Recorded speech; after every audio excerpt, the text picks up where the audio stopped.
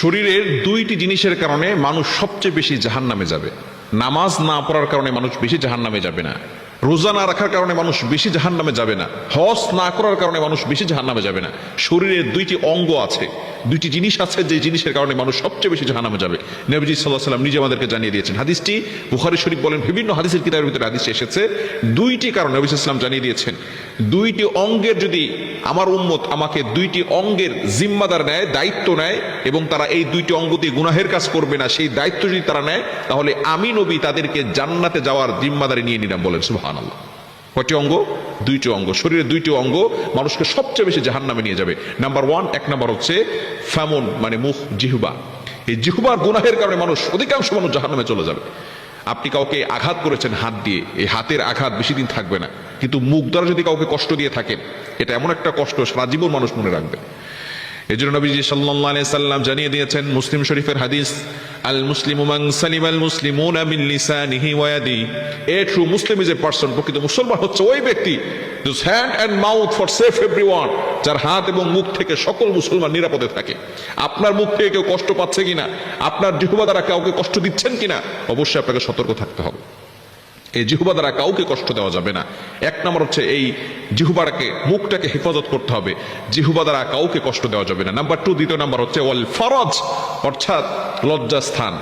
একটা হচ্ছে দুই চোয়ালের মাঝখানের জিহ্বা, আর একটি হচ্ছে দুই উরুর মাঝখানের লজ্জাস্থান। এই লজ্জাস্থান দিয়ে গুনাহের কাজ করা যাবে না। এই যে রমজান মাস, রমজান মাসে আমাদের কাজই হচ্ছে দুইটি জিনিস থেকে বিরত থাকা। এক নাম্বার, সুবে সাদিক থেকে নিয়ে সূর্যাস্ত পর্যন্ত আহার করা। আহার করি আমরা মুখ দিয়ে, ঠিক কিনা? মুখ দিয়ে আমরা আহার করি, মুখ দিয়ে আমরা পান করি। সুবে সাদিক থেকে নিয়ে সূর্যাস্ত পর্যন্ত আহার করা থেকে এবং স্ত্রী সহবাস থেকে নিজেকে বিরত রাখার নাম হচ্ছে রোজা। এখন মূল কথা হচ্ছে, আপনি রোজা ঠিকঠাক মতো রাখতে পারছেন কি পারছেন না? আপনি আপনার মুখের দ্বারা গীবত করছেন না তো? মুখের দ্বারা মিথ্যা কথা বলছেন না তো? লজ্জাস্থানকে হেফাজত করতে পারছেন তো? তাহলে আপনার রোজা পরিপূর্ণভাবে আদায় হবে। এই জন্য নবীজি সাল্লাল্লাহু আলাইহি ওয়াসাল্লাম জানিয়ে দিয়েছেন, রোজার কারণে মানুষ বেশি জাহান্নামে যাবে না, নামাজ না পড়ার কারণে মানুষ বেশি জাহান্নামে যাবে না, তবে বেশি জাহান্নামে যাবে কোন কারণে? দুইটি অঙ্গের কারণে। এক নাম্বার হচ্ছে মুখ, অর্থাৎ জিহ্বা। এই জিহ্বার গুনাহ থেকে নিজেদেরকে হেফাজত করতে হবে। খবরদার, আপনি কাউকে অন্যায়ভাবে জোর করে, জুলুম করে মুখের দ্বারা কষ্ট দিবেন না। ভালো করে মনে রাখেন, আপনি মানুষের মন ভেঙে দেওয়াটা কত বড় কষ্টের। আমরা অনেক সময় স্ট্রেট ফর কথা বলি, সে আমার দ্বারা কষ্ট পাচ্ছে কি পাচ্ছে না সেই বিষয়ে কোনো তোয়াক্কা করি না। এই বিষয়টা আমরা অনেকেই করি, যে আমি ভাই, কে আমার কথায় রাগ হলো, কে আমার কথা খুশি হলো, সেই বিষয়ে কোনো তোয়াক্কা করি না, আমি আমার কথা বলে দিই। কিন্তু আপনি আপনার কথা বলার কারণে অন্য মানুষ যে কষ্ট পাচ্ছে, সেই বিষয়টা আপনি একবারও খেয়াল করছেন না। হ্যাঁ, সংশোধনের বিষয় হচ্ছে আলাদা। কেউ ভুল কাজ করছে, তাকে সংশোধন করবেন, সেটাও আদবের সহিত সুন্দর করে, যাতে করে আপনার সংসদীয় বার্তা সে ভালো করে শুনে, এটা আপনাকে খেয়াল রাখতে হবে।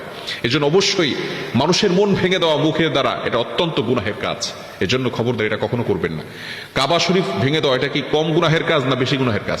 কাবা শরীফ তৈরি করেছে ইব্রাহিম আলাইহিস সালাম আর ইসমাইল আলাইহিস সালাম, অর্থাৎ ইব্রাহিম আলাইহিস সালাম আর ইসমাইল আলাইহিস সালাম, দুই নবী, দুইজনে মিলে, বাবা এবং সন্তান মিলে এই কাবা ঘর নির্মাণ করেছে। এখন কোন ব্যক্তি যদি কাবা ঘর ভেঙে ফেলে, তাহলে কি পরিমাণ গুনাহের কাজ করলো।